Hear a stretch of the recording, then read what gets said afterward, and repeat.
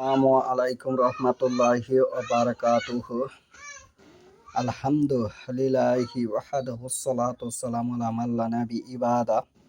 আউযু বিল্লাহি মিনাশ শাইতানির রাজিম। বিসমিল্লাহির রহমানির রহিম।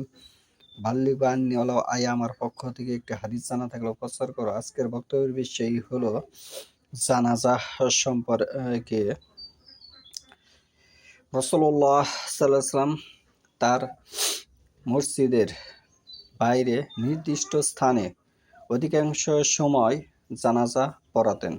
তার মসজিদের বাইরে নির্দিষ্ট স্থানে অধিকাংশ সময় জানাজা পড়াতেন। এই হাদিসটি পাবেন আপনি ফিকহুস সুন্নাহ প্রথম খণ্ড 282। একটি নির্দিষ্ট স্থান থাকতে হবে যেখানে শুধু জানাজা পড়ানো হবে, এরকম একটি স্থানে রাসূলুল্লাহ সাল্লাল্লাহু আলাইহি ওয়াসাল্লাম জানাজা পড়াতেন, যা বর্তমানে সমাজে এটি বাস্তবায়ন নেই। 2 নম্বর হচ্ছে, তবে প্রয়োজনে মসজিদেও জায়েজ আছে। সুহাইল বিন বাইসা রাদিয়াল্লাহু তার ভাইয়ের জানাজা আল্লাহ রাসূল সাল্লাল্লাহু আলাইহি ওয়াসাল্লাম মসজিদের মধ্যে পড়েছিলেন। এই হাদিসটি হচ্ছে মুসলিম শরীফ মেশকাত 1656। মসজিদে জানাজা পড়ার যে দলিল, মুসলিম শরীফ পৃথিবীর বুকে আসমানের নিচে কোরআনের পরে বুখারী শরীফের পরেই তার স্থান। সমস্ত গ্রন্থ হচ্ছে বুখারীর নিচে, তার পরের স্থানই হচ্ছে মুসলিম শরীফের স্থান। তাহলে স্পষ্টভাবে পাওয়া গেল যে মসজিদে জানাজা পড়া যাবে, কারণ প্রয়োজন হলে।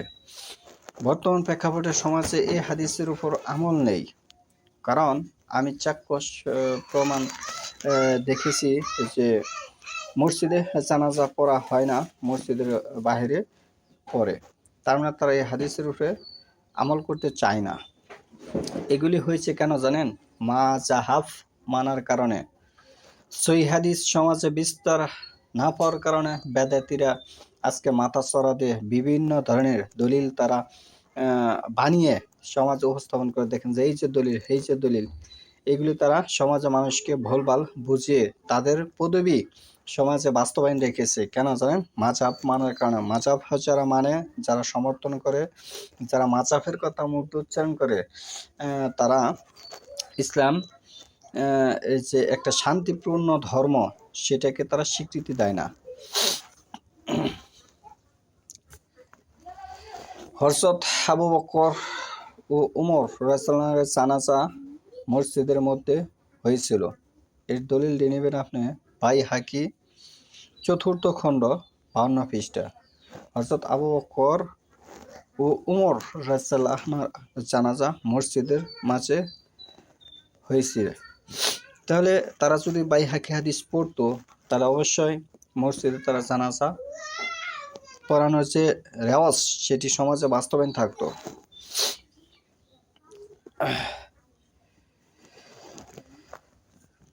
মেয়েরাও পর্দার মধ্যে জানাজায় শরীক হতে পারেন। বিশেষ করে এই রেওয়াজটি কোনো মাযহাবের মধ্যে ভারতবর্ষ সহ হোল পৃথিবীর কোনো বিশ্বে এটি বাস্তবায়ন নেই। যদিও হাদিসে আছে, কিন্তু সমাজে বাস্তবায়ন নেই। কিছুদিন আগে আমাদের এখানে, আমি যেখানে বসবাস করি, এটি হানাফি মাযহাবের এলাকা, আওতাধীন। সেখানে কোনো লোক যদি মারা যায়, দেখা যায় যে নারীদের জানাজায় শরীক হওয়ার মতো কোনো অগ্রগতি কেউ দেখায় না, এবং সমাজে এটি বিদ্যমান নেই। আয়েশা রাদিয়াল্লাহু আনহা ও অন্যান্য উম্মাহাতুল মুমিনিন রাদিয়াল্লাহু আনহা মসজিদে নববীর মধ্যে সাদ ইবনে আবি ওয়াক্কাস রাদিয়াল্লাহু আনহুর লাশ আনিয়ে নিজেরা জানাজা পড়েছিলেন। এই যে আয়েশা রাদিয়াল্লাহু আনহা এবং অন্যান্য উম্মাহাতুল মুমিনিন নারীরাও কার জানাজা পড়েছিলেন? সাদ ইবনু আবি ওয়াক্কাস রাদিয়াল্লাহু লাশ আনিয়ে নিজেরা জানাজা পড়ছিলেন। এই দলিলটি নেবেন আপনার মুসলিম শরীফের 973, মেশকাত 1656, বাইহাকি 4 নম্বর খণ্ড 51। তাহলে মেয়েরা জানাজা পড়ার অগ্রাধিকার রাখে, এটি স্পষ্টভাবে দলিল প্রমাণ বহন করে। এখানে যদি কেউ যুক্তি দেখায় তাহলে সে হাদিসকে অস্বীকার করলো, রাসূলুল্লাহ সাল্লাল্লাহু আলাইহি ওয়াসাল্লামকে অস্বীকার করলো। ইসলামের বিষয়ে রাসূলুল্লাহ সাল্লাল্লাহু আলাইহি ওয়াসাল্লামের উপর এবং সাহাবীদের উপর কেউ যুক্তি দিলে সে যুক্তি বাতিল হিসেবে গণ্য হবে। দলিল হচ্ছে সহিহ বুখারীর 3 নম্বর খণ্ড 3181-82। মহিলাগণ একাকী বা জামাত সহকারে জানাজা পড়তে পারেন। একাকী বা জামাত সহকারে জানাজা পড়তে পারেন, এটি স্পষ্ট দলিল প্রমাণ বহন করে। গুরুস্থানের মধ্যে জানাজা না পড়া উচিত, গুরুস্থানের মধ্যে জানাজা না করাই উচিত। এই দলিলটি নেবেন আপনি আবু দাউদ। আল আরজু কুল্লুহা মাসজিদুন ইল্লাল মাকবারা আল হাম্মাম। সারা পৃথিবী, আল আরজ হচ্ছে জমিন, কুল্লাহা সারা পৃথিবী মসজিদ করা হয়েছে, ইল্লা দুটি জিনিস ব্যতীত, ইল্লাল মাকফারা কবরস্থান, আল হাম্মাম এবং অপবিত্র গোসলখানা ব্যতীত, দুটি জায়গা ব্যতীত সারা পৃথিবী সমস্ত জায়গায় সেজদা চলবে। এই হাদিসটি হচ্ছে, দলিলটি হচ্ছে আবু দাউদ, তিরমিজি, মেশকাত। আবু দাউদের 737 নম্বর হাদিস। সেখানে কোনো মসজিদও নির্মাণ করা যাবে না, সেখানে কোনো মসজিদও নির্মাণ করা যাবে না। এখন ভারতবর্ষ সহ পৃথিবীর অসংখ্য জায়গায় বিশেষ করে এই ফ্যাসাদটা জন্ম নিয়েছে মুসলমানদের মাঝে, যে মসজিদের পাশে গুরুস্থান দেওয়ার যে রেওয়াজটা তারা চালু করেছে, যে যেখান থেকে তারা দলিল উপস্থাপন করে, এগুলি কাজী নজরুল ইসলাম কবিতা। ইহুদি খ্রিস্টান নাসারা তারা কিন্তু তাদের গির্জার পাশে কোনো গুরুস্থান দেয় না, এই প্রমাণ কেউ দেখাতে পারবে না। কিন্তু ইহুদিরা পূর্বে এক সময় তাদের সৎ ছলে লোক যদি মারা যেত, তাদের কবরস্থানের উপরে তারা মসজিদ বানাতো। সেটা আমাদের নবী হযরত মুহাম্মদ সাল্লাল্লাহু আলাইহি ওয়াসাল্লাম নিষেধ করে গেছেন। তাহলে কোরআনে আদেশও নিষেধ মানতে হবে, হাদিসের আদেশও নিষেধ মানতে হবে, সেই হচ্ছে মুসলিম।